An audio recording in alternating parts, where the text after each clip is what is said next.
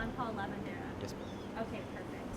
So, can you just tell me your title as well? Executive Manager for Hillsborough County Code Enforcement. Great. Okay, so we're here at Suzanne's house. Mm-hmm. Can you tell me what brought you here, or what happened with you? We had received a complaint of several code violations in the dwelling, so we went and responded to that, and we found that some of the violations were indeed present. And today we conducted a re-inspection of those to see what the progress was on that. And I noticed you guys came out in July, is that correct? Yes. So you came out in July, and what were some of the, there was some broken toilets, Correct. Can you take me through some of the stuff that you found that was... We had broken toilet, we had a broken window, we had issues with the steps, the stairs leading up to the inside of the unit. Do you want to say it again? Yeah. Okay. We had a broken toilet, we had broken window as well, and we had some issues with the stairs leading up into the unit and a few other violations as well. I understand there was something about a bee's nest or something underneath the unit. I don't know, what is that for code enforcement? Are you supposed to... There's a hornet's nest that was present, so that is a violation. So yes, we did know that. Was that found again today, or has that since been cleaned up? That was found today.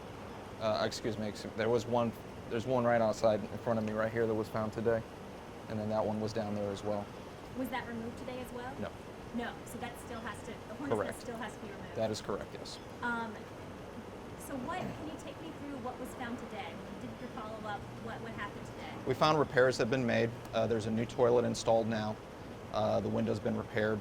A few other. Excuse me. Go ahead. A few other.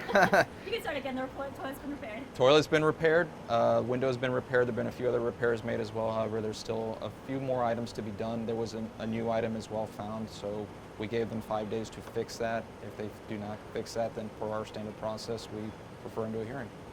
So what happens in those hearings? If they don't make the repairs, what happens in the hearing? If they don't make the repair by the time they go to hearing, the magistrate will find that we'll give them a certain amount of time to fix that.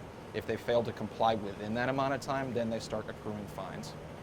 Okay. And have they been receptive at all? Has the management here been receptive with making repairs or saying they're going to make repairs? Yes, they have. We've been talking back and forth with them. There's still a little bit of work to be done on this one, so they're not out of the woods in that respect. But they've been working with us and communicating with us, and it's been a good relationship with that.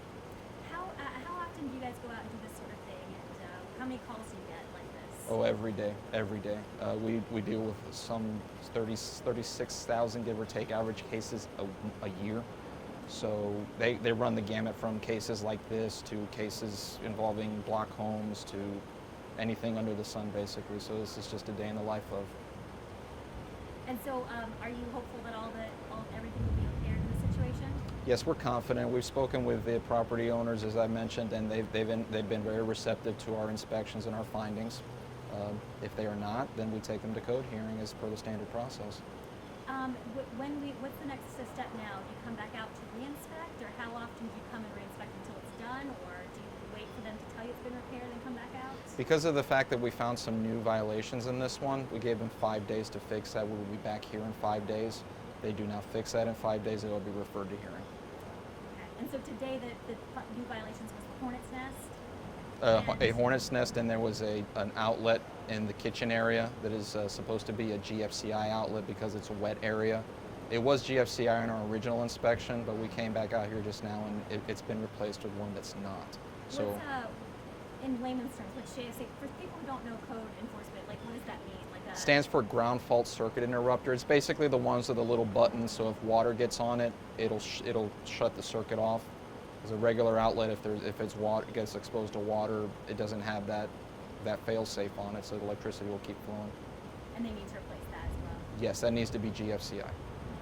And what's the danger of that? Just for the layman's, If you don't have that. Yeah. Well, code calls for it, so it's a violation. The reason that's there obviously is because it's a wet area, so you just want to avoid the possibility of anything happening around that. Is an electrical outlet with fire hazards, safety hazards, basically? You gotta switch out the one because it's hazardous. You could get shot. That's the basis of the code, yes. Okay, great. I don't. Do you want to show this point from afar where the hornet's nest is? See that little bitty thing right here? Is that it? That's it. That's the new one, yeah. And actually, there's that little itty bitty one right there. That stuff that's natural. I mean, that, as we all know, though, they will turn around in 5 minutes from now. That'll happen again. That wasn't there when we were there before, but there's no malice in that. That's to be expected. But that can be taken care of rather easily by the management company. That's not going to be a problem. But I'm sure you've seen property owners that are much worse than this. At least they're responding. This is what code enforcement is, right? You want to get the folks to respond to you. Correct. We want to have be able to have that dialogue where they understand what they need to do and why they need to do it, and then they do it. We don't want to get in an adversarial relationship because that just doesn't go anywhere. So as much as we can work to have them understand what needs to happen, why it needs to happen, and then they do it, we're all the more better for that.